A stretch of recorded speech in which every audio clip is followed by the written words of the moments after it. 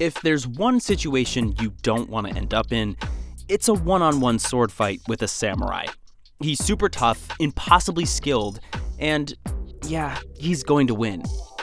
This is the samurai, the elite warrior of Tokugawa Japan, and easily one of the most badass archetypes ever to appear in a movie. So if you're going to write a samurai script, or at the very least one set in feudal Japan, here's some history to keep in mind. For nearly 700 years, the samurai was the noblest figure in Japanese society, loyally serving his master, or shogun, leading armies into battle, and observing Bushido, a strict code of honor. The samurai were supposed to be calm and fearless in all situations. They had an almost superhuman ability to fight, and they should be ready to die at any given moment.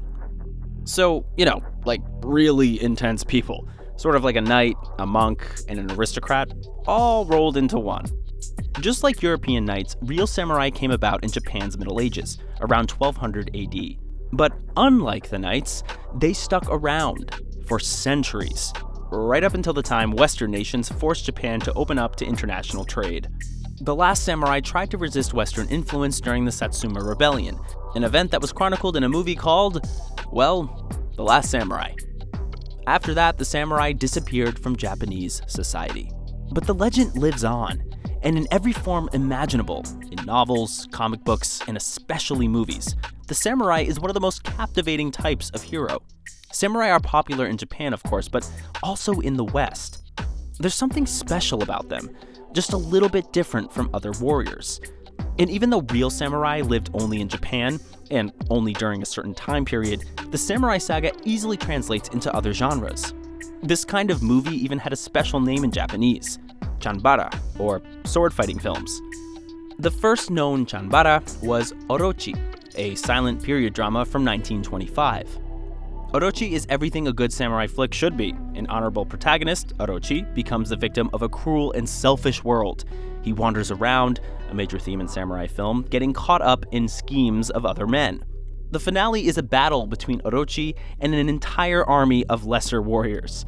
This is something we see again and again in this genre. The samurai as a magnificent killing machine, holding off entire mobs of enemies. And like Orochi, many of these scenes end in tragedy. This is Japanese cinema, after all, and the chances of a happy ending are about 50-50. Samurai was a word that almost no one knew in Europe or the US until the 1950s, with the release of The Seven Samurai. This 3.5-hour masterpiece by Akira Kurosawa tells the story of 7 noble warriors defending a village from an army of bandits. Millions of viewers first heard the word samurai from the title of this film, which is now considered one of the best ever made. The Seven Samurai is a very long movie, but Kurosawa wanted to keep a steady narrative pace, with short scenes and quick transitions, just like an American action movie. The film was so inspiring that Hollywood made its own version, set in the Wild West. The Magnificent Seven hit theaters in 1960. This kind of creative exchange between Japan and Hollywood has happened over and over and over again. Kurosawa's film Hidden Fortress is considered an inspiration for Star Wars. The Shakespeare play King Lear was the basis for Kurosawa's Ran. And although Kurosawa didn't give his permission, his samurai epic Yojimbo has the same plot as Sergio Leone's western A Fistful of Dollars. One of the most famous chanbara franchises is Lone Wolf and Cub, which started as a manga comic book in 1970. The story concerns a skilled fighter who is wrongfully exiled and seeks revenge for the murder of his family. The protagonist, Ogami Ito, is an honorable, dutiful man, but he must survive without a shogun's protection. Ogami is the lone wolf of the title, and the cub is his baby son, who wanders around with him. This archetype is known as a ronin, a former samurai who has no master and has to fend for himself. In a well-ordered society like Tokugawa Japan, where everyone knew their place, the ronin were the worst kind of outcast, dishonored, unattached, and potentially dangerous. But in storytelling, the ronin is an attractive character indeed. He's usually damaged and uprooted, and he's often hell-bent on vengeance for some past misdeed. Ronin come up again and again in traditional samurai films. One of the best is the cult classic Three Outlaw Samurai from 1964. Here we see 3 samurai trying to carry out the orders of a local shogun, but when they realize that their mission isn't very noble, and the shogun is oppressing his peasants, they switch sides and fight against him. Who doesn't love a good old rebellion? The characters are witty and charismatic, and the film culminates in an all-out battle between the skilled trio and a whole pack of amateurs. Much of the fighting takes place while running through the hills. There's action, movement, and a clear moral conflict. Three Outlaw Samurai wasn't a standalone film either. It was also a television series, and each episode followed the three warriors on their directionless journey through the land. This is the Ronin saga at its very best. Japanese history is long and complicated. I mean, what culture doesn't have a long and complicated history? And it's sometimes hard for Westerners to understand what they're watching. Even the fighting style is different. Samurai are often portrayed waiting, staring, raising their swords, posing, then waiting some more. A duel as psychological as it is deadly. Samurai sometimes wore distinctive armor, but many just dressed in cloth outfits, which may look to Americans like a regular karate uniform. But people in the West are increasingly familiar with Japanese culture.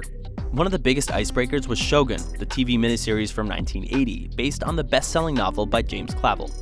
Through the eyes of a 17th century Englishman who accidentally shows up in Japan, the story explores traditional Japanese life at that time, and Western audiences learned the importance of the shogun and the samurai who served him. But chanbara is about more than man buns and foggy villages. Samurai stories revel in universal themes like honor, loyalty, revenge, and sacrifice, and these stories resonate far beyond the limits of historic Japan. The spirit of the samurai has informed countless films around the world. An early example is Le Samouraï, a French thriller from 1967, which recast the samurai as a Parisian hitman. The main character, Jeff Costello, lives simply and carries out his duties with laser focus. These days, Jeff would look more like a ninja than a samurai, but the title is a clear nod to historic Japan. In the continuing spirit of cultural exchange, the film had a powerful influence on Hong Kong director John Woo. Another modern interpretation is Ghost Dog: The Way of the Samurai, a Jim Jarmusch film from 1999. The man known as Ghost Dog is also a hitman for a monster, but he literally sees himself as living by the samurai code. For instance, he frequently quotes from Hagakure, a 300-year-old handbook for proper samurai behavior. It's a loving tribute, set against a gritty urban backdrop. And yes, many have argued that the Jedi of Star Wars fame, yes, those Jedi, are basically samurai in space. They even dress the part. But the most famous samurai adaptation, or at least the most deliberate, is Kill Bill, written and directed by Quentin Tarantino. Tarantino was raised on movies, and the chanbara is one of his favorite genres. Here we see a familiar situation. The protagonist is the bride, who is betrayed by her closest peers. The bride spends the 4-hour runtime chasing down her enemies and exacting revenge, and it's awesome. And her weapon of choice is a katana, or traditional samurai sword. Kill Bill is a mashup of many different influences, sure. Comic books, anime, kung fu, grindhouse, and a lot more. But the foundational story is pure chanbara. A ronin wanders a corrupt world using her sword to rebalance the scales of justice.